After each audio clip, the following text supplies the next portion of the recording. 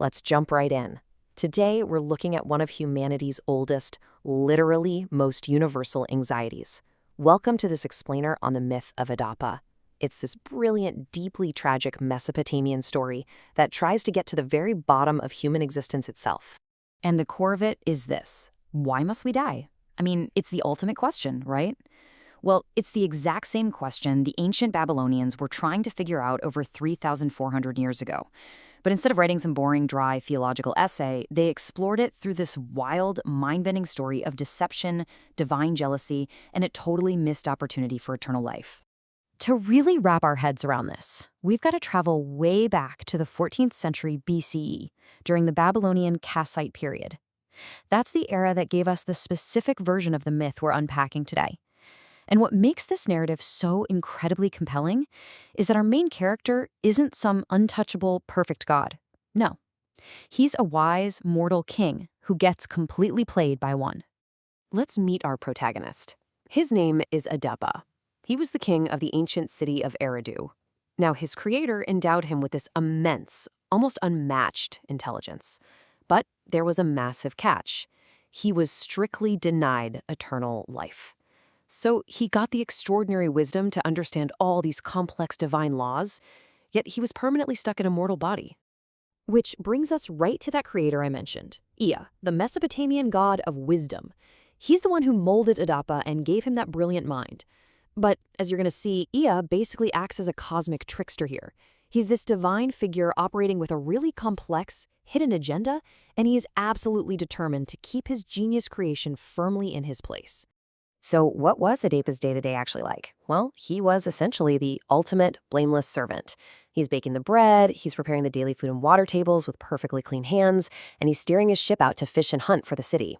He's just perfectly executing his chores, until one really fateful fishing trip on the Persian Gulf just completely upends everything.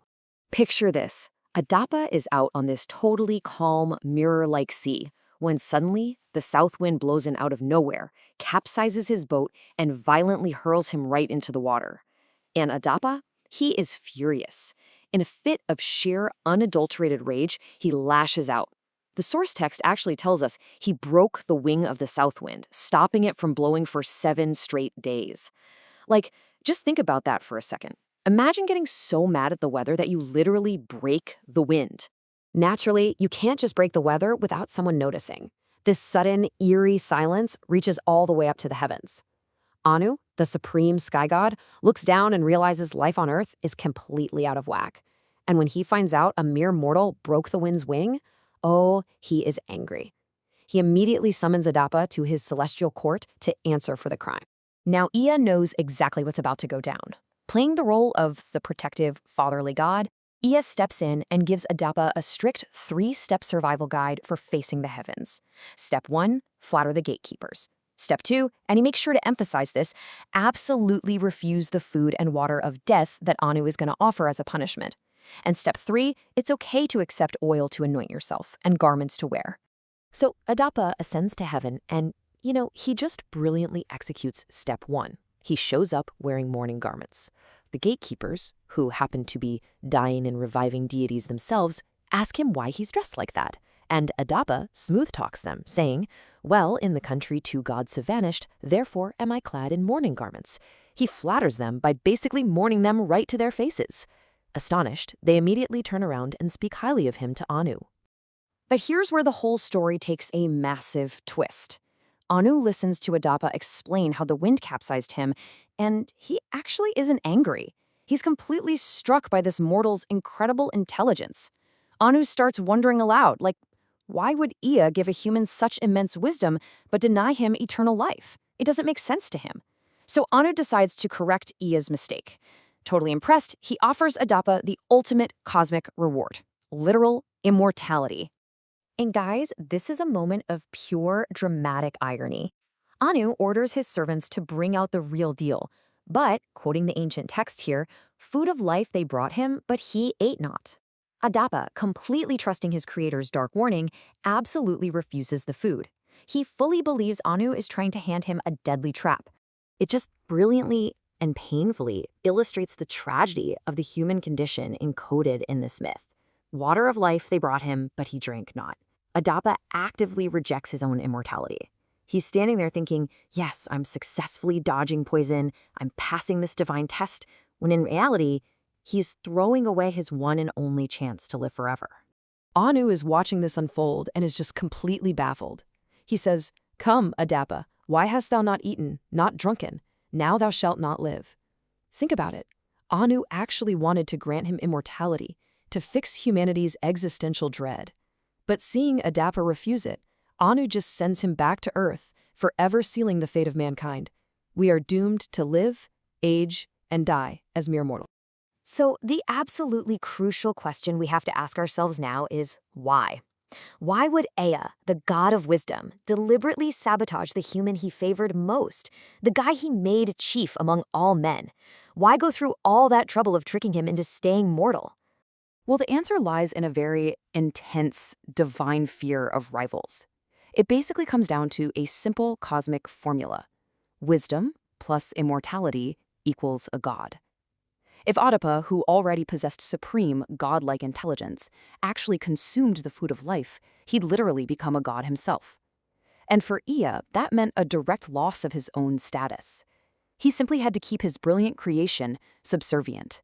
And what's really cool is how this builds into a fascinating, much broader religious theme.